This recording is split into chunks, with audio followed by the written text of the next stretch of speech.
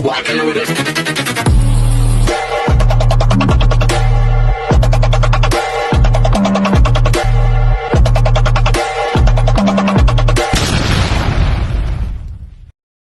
Hi everyone! Good evening! I'm back! It's your Mama Sam dito sa Sam Sam TV. Kamusta naman kayo mga amigo, amiga, kumare at kumpare? Sana lahat kayo ay okay ngayon gabi. So nakapag-dinner na ba kayo? Kami hindi pa. Kahapon di ba nagpunta kami doon sa isang temple na masyal kami. Tapos may nadaanan kami parang bakery na ewan ko, sikat nga ta siyang bakery dito sa Thailand. Tapos sabi ko, tara bumili tayong tinapay doon, mukhang masarap. To be honest, yes, sobrang sarap talaga ng tinapay nila. 25 baht ang isang tinapay na ganito kalaki, pero yung laman naman niya sa loob, sulit naman. Talagang hindi nila tinipid yung palaman nila sa loob na, ayun talaga yung hahanap-hanapin mo habang kinakain mo siya, yun talaga yung nalalasahan mo. Kung cheese, talagang puro cheese talaga siya. Kung merong ham, puro ham talaga siya. Alam mo yun, panalo. Sabi ko nga, saan kayo makakabili dito na malapit sa area namin? Kasi ang awkward naman, para dumalaw pa doon, para lang bumili ng tinapay na yon. Pero sabi ko nga, sa Sunday, magsisimba ako. Sabi ko, pag bumili ako ng ticket kasi, parang dadayuhin ko yon. Kaya lang medyo talagang malayo lang siya konti. Kasi mamamasahe ka talaga ng bonggang-bongga. Pero sulit naman yung tinapay na bibilhin mo, 'di ba? So 'yan. At eto nga, kanina galing ako school, naloka kasi ako sa school malapit ng pasukan namin sa November 1 na. So kailangan namin magpakita sa school para i-check yung mga previous na gagawin naming activity. And then, ayun nga, so may activity kami next week. So, kailangan namin umattend. So, kailangan lahat kami sama-sama. Pero, sige lang, mag-i-enjoy naman kami doon. At eto nga, syempre, marami tayong chika ngayon na talagang, oh my God. So, sabing ganon, dito daw sa Miss Grand International, ang napipisil daw manalo ay pwede daw from Asia, pwede din daw from Europe, or pwede din daw from Africa. So, alam ko talaga si Mr. Nawat, parang gusto niya iikot yung corona. Kasi 'di ba galing nato sa Asia tapos nagpunta sa Americas, tapos ngayon parang feeling ko pwedeng mapunta to sa Europe o kaya sa Africa. Ayun lang yung akin. Pero kung susundin nila yung ganung sistema, talagang nakatutok sila for Africa.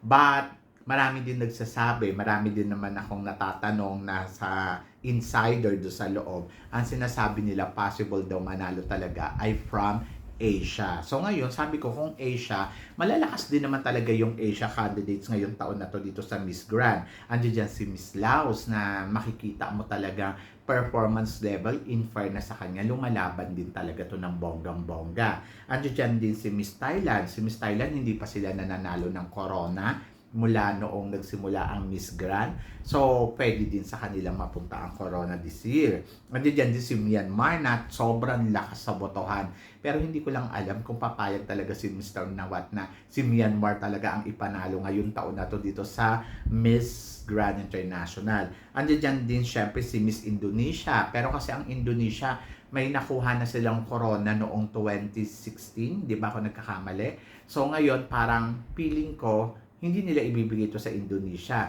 Pero kasi, sino ba yung mga hindi pa nakakakuha ng corona? Possible itong si Philippines o kaya si Miss Laos at saka si Miss Thailand. But sa dalawang bansa na nakikita kong malakas sa competition na to, Philippines and Thailand, pwede niyang ibigay doon ang corona. So, exciting kasi kung iisipin mo, yung pambato naman natin talaga ay kung ganda ang pag-uusapan, maganda talaga. Kanina, kausap ko yung co-teacher ko. Tinanong ko, sabi ko, tingnan mo nga yung picture, yung video ni Miss Philippines. Pinakita ko doon yung swimsuit round niya. Tapos sabi niya, maganda siya. Tapos sabi niya, kaya lang wala siyang power. Wala daw power kung paano daw magpasarela. Tapos sabi ko sa kanya, kung ikaw yung judges, papanalo mo siya. Sabi niya, hindi. Sabi niya kasi daw, yung galawan daw kasi, parang kulang daw sa power. Tapos pinakita ko yung galawan ni Angola noong sa outdoor. Tapos sabi niya, dapat ganito ka-power. Kung ganyan daw ka-power ang ino-offer dito ni Miss Philippines, ay talaga daw sigurado makukuha daw natin ang corona at mananalo daw si Miss Philippines kasi nga daw sa sobrang ganda. Ayun yung sabi ng co-teacher ko. Tapos sabi ko, sa bagay. Tapos napaisip ako, sabi ko, di ba sa inyo lagi na yung galawan kasi dito sa Miss Grand, kailangan talaga yung caliber mo talaga or yung velocity ng energy mo or yung power na ibinibigay mo ay kailangan nandoon. Hindi kasi po pwedeng maganda ka lang tapos malamya or kulang ka sa power. So parang feeling ko doon magkukulang ka talaga sa mga eksena. So ngayon, sabi ko naman kasi ang ino-offer kasi dito nyata ni Nikki Dimora, lagi ko sinasabi sa inyo, yung galawan na hindi katulad ng nakikita natin noon, na katulad nila Samantha Bernardo, nila Samantha Panlilio, na yung full of energy talaga. So ngayon sabi ko, baka naman nasa strategy game talaga itong ni Nikki Dimora at ito talaga yung signature walk niya na dinadaan niya talaga sa charming. Pero yung galawan nga, nakukulangan nga talaga tayo doon sa power niya. Tapos, ando doon din, sinabi ko rin sa inyo, hindi ko alam kung obra ba yung mga ganitong sistema, yung mga ganitong galawan, yung mga pinapakita ni Nikki Dimora dito sa competition. Kahit si Ian, minessage ko, sabi ko sa kanya, I'm not sure kung sabi ko sa kanya, let's see kung yung mga galawang bang ganito ay oobra ba talaga sa organization ng Miss Grand International. Tapos nasabi naman niya, amen, sabi gano'n. Pero sabi ko nga, maganda kung okay kay Mr. Nawat yung ganitong galawan kasi ito yung signature niya talaga, di ba? So, yon. So, tingin ko naman, kung ipapanalo naman niya si Miss Philippines this year, kasi 'di ba, pumunta sila sa Pilipinas para manood ng Miss Grand Philippines at nakita nila na mahina yung suporta ng Miss Grand, mahina ang suporta ng tao dito sa Miss Grand Philippines because nga sa mga sitwasyon na napagdaanan natin na inaayawan ng mga tao kasi feeling nila magaling na yung kandidata natin, hindi naman nila pinanalo. Pero for me kasi, siguro may hinahanap talaga yung organization hanggang sa sila na ang pumili dito kay Nikki Dimora. Si Nikki Dimora na ginulat tayo pagdating sa styling, yung beauty na meron siya noong nasa Pilipinas pa siya. Pero biglang nagbago kasi yung transformation niya yung pagdating niya dito sa Miss Grand Thailand, sa Miss Grand International medyo parang nawala yung ina-expect natin na ganda na ipapakita niya sana dito sa Miss Grand. So parang overthink ba tayo lahat na eto kasi yung ipapakita mo na alam namin tapos ganito yung resulta. So medyo napa-question tayo doon. So ngayon, yung chance na sana makukuha natin yung corona, lalong lumiliit. Imaginein mo, sa lahat ng prediction noon, nung hindi pa nagsisimula ang Miss Grand International, si Philippines ang nilalagay ng mga tao, ng mga page, Facebook page or admin page sa number 1 list. Tapos ngayon, parang nalagay na tayo dito sa talagang top 10, top 5. Hindi naman tayo nawawala sa prediction, pero hindi na tayo na tumutungtong talaga doon sa top 5 or hindi na siya number 1. Ang number 1 dyan ay si Miss Colombia, kung sino man yung malakas na nakikita nila, either na USA or kung sino man, Czech Republic, mga ganon. Ako kasi parang sabi ko, excited talaga ako doon sa Coronation Night kasi or sa ipapakita ni Nikki sa prelim, ito na yun, malapit na. Sabi ko nga, sa prelim magkakaalaman kung sino talaga yung tunay na malakas. And then, nag-hope ako na itong si Nikki ay talagang umarangkada. Ang natatakot lang ako sa mga parte kasi, ang Miss Grand kasi knowing na ang kanilang scoring is from the beginning of the competition and then baka doon pa lang sa simula ng competition hindi na na-impress si Mr. Nawat. Sabi ko nga, hindi ko alam yung pinapakita ba ni Mr. Nawat ay ugma ba talaga para manalo si Nikki Dimora sa Miss Grand or hindi. So, hindi ko alam.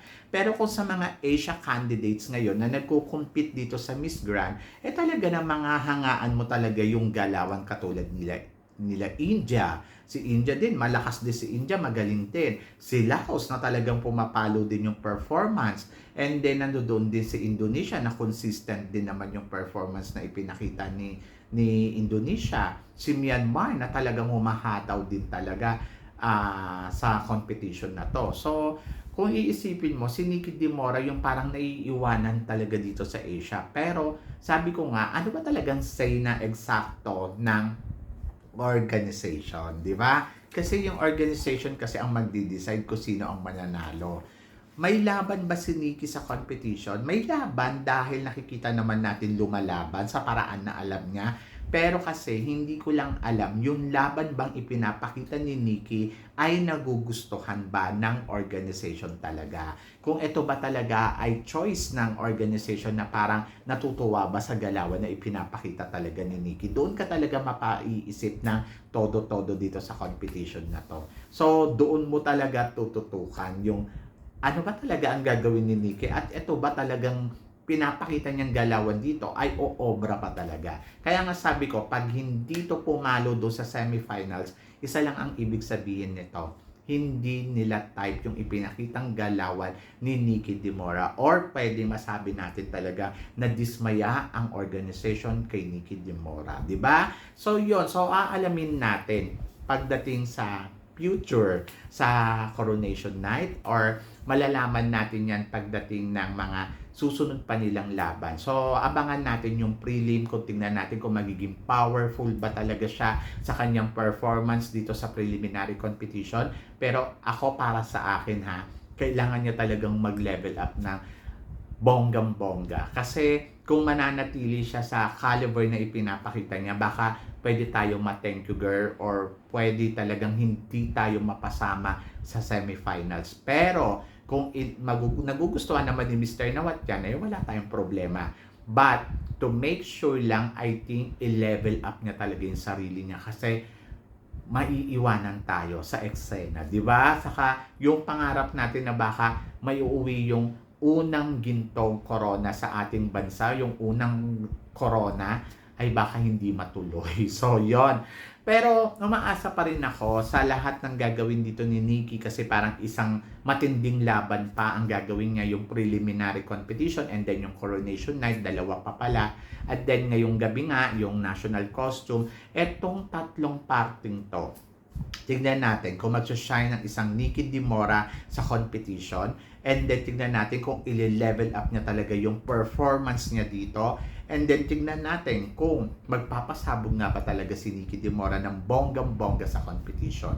So, ito talaga yung kailangan natin tutukan kasi once na talagang ginawa ni Nikki ang lahat ng kanyang makakaya dito, hindi imposible na si Nikki Dimora ang makapag-uwi ng unang corona na golden crown sa ating bansa. Di ba? So, yun. So, let's see. Abang-abang lang tayo. Pero kayo guys, ano guys tingin ninyo? Mauwi kaya ni Nikki Dimora ang unang corona sa ating bansa? So please comment below para at least malaman ko naman kung ano ang chika mo sa mga pinag-uusapan natin ngayon. So yon. So guys, maraming salamat syempre sa inyong lahat sa walang sawang suporta na binibigay ninyo sa channel ko.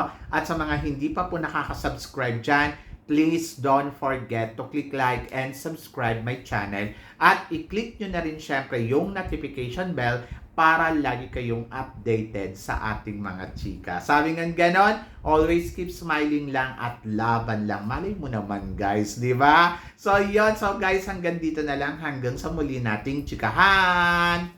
See you tomorrow. Thank you guys.